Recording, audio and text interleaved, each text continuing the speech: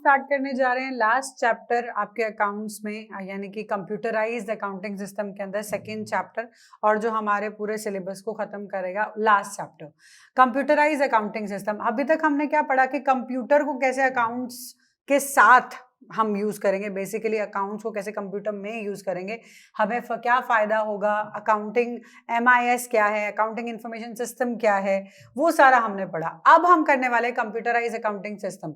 अब अकाउंट्स को हम बेसिकली जब डालेंगे अपने कंप्यूटर के अंदर, अकाउंट से हम अकाउंट्स को कंप्यूटर में यूज करेंगे, तो हम कैसे करेंगे? See, computerise accounting system is an accounting information system, वही है AIS ही है, ठीक है, जो हमने पहले पढ़ा था। बट अभी अब क्या देखना है कि जो फाइनेंशियल ट्रांजैक्शंस हैं, जो फाइनेंशियल इवेंट्स हैं, उन सब को हम किस बेस पे जज कर रहे हैं। See, process financial transaction as per GAAP. What is GAAP? क्या है गैप? याद है, जनरली एक्सेप्टेड अकाउंटिंग प्रिंसिपल्स, है ना।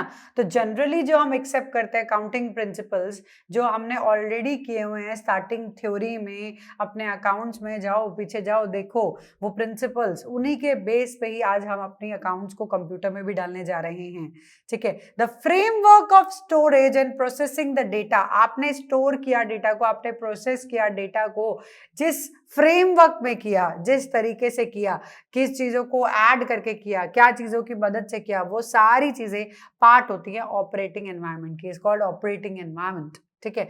अब इस ऑपरेटिंग एनवायरनमेंट के अंदर हार्डवेयर भी मायने रखता है, सॉफ्टवेयर भी मायने रखता है। हार्डवेयर आपका मॉनिटर, आपका कीबोर्ड, आपका माउस, वायरलेस है, वायर के साथ है, स्पीड कितना है, सब चीजें सॉफ्टवेयर पे डिपेंड करती हैं। आप विंडोज में काम कर रहे हो, आप किस में काम कर रहे हो, तो बेसिकली आप जो भी डेटा स्टोर करोगे या प्रोसेस करोगे, ये दोनों ही चीजों पे डिपेंड करता है, हार्डवेयर पे भी, सॉफ्टवेयर पे भी। मोबाइल के अंदर आप वीडियो लेते हो, अगर आपके पास स्टोरेज कैपेसिटी कम है, यानी कि आपका SD कार्ड का GB कम है, तो वो स्टोर नहीं होती, मतलब उसमें हार्डवेयर की लिमिटेशन आ जाती है।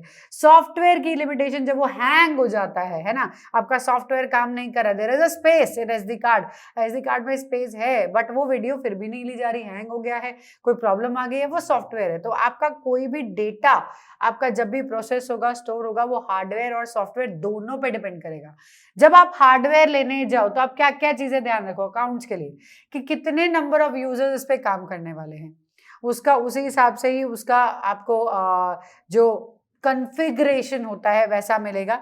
लेवल ऑफ सिक्रेसी कैसे रखनी है, वो भी अगेन उसी के बेस्ड है। नेचर ऑफ एक्टिविटीज कौन कौन सी होगी, फाइनेंशियल है, मार्केटिंग है, कितनी तरह की होंगे, कहाँ से डालोगे। देखो, तुम सबको एक बात पता है, आप जब लॉक लेने जाते हो, यानी कि घर में ताला लगाने के लिए लॉक लेने जाते हो, तो लॉक भी कितनी तरीके के मिलते हैं। एक स्टील का मिलता है, आपने चाबी से बंद कर दिया। डिजिटल में जाओ तो एक होता है, आप नंबर डाल दो तो आपका लॉक खुल जाएगा, फिंगरप्रिंट के साथ, फेस के साथ, there are so many things, है ना।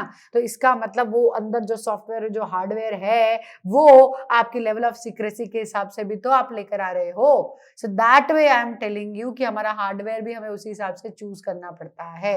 So this is about hardware. Now we talk about software basically. तो database mainly is database in the software. क्या है database? Database is based on database management system. This is DMS, database management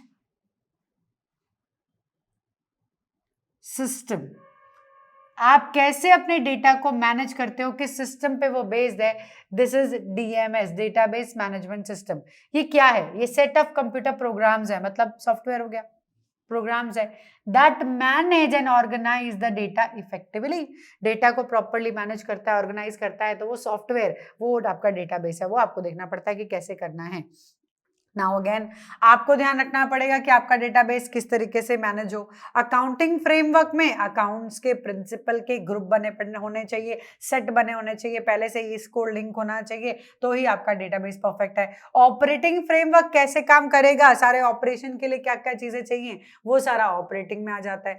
database requirement, आपको कहाँ कहाँ database की क्या requirement है। पहला, फ्रंट एंड, नाम से पता लग रहा है, फ्रंट एंड मतलब जब आप अपने कंप्यूटर को देखते हो, स्टार्टिंग में जो विंडो आती है, एंड्रॉइड है, ऑपरेटिंग सॉफ्टवेयर एंड्रॉइड है, iOS है, ये फ्रंट एंड इंटरफेस है जिससे यूजर, कस्टमर कंप्यूटर से इंटरैक्ट कर रहा है तो वो फ्रंट एंड है, तो आपको कैसा चाहिए उसके हिसाब से भी रिक्वायरमेंट चाहिए। ऐसा नहीं है कि आप iOS आप एंड्रॉइड वाले फोन में डाल सकते हो, नहीं डाल सकते ना, एंड्रॉइड आप iOS में डाल सकते हो, नहीं डाल सकते। तो बेसिकली फ्रंट एंड इंटरफेस के लिए भी आपको डेटाबेस कैसा चाहिए, वो अगेन बैक एंड में कैसा डेटाबेस चाहिए, डेटा को प्रोसेसिंग कैसे करनी है, क्या प्रोसेसिंग होगी, लास्ट में रिपोर्टिंग सिस्टम, आपका रिपोर्टिंग सिस्टम कैसा रहेगा, कितनी तरह के रिपोर्ट्स बनाओगे।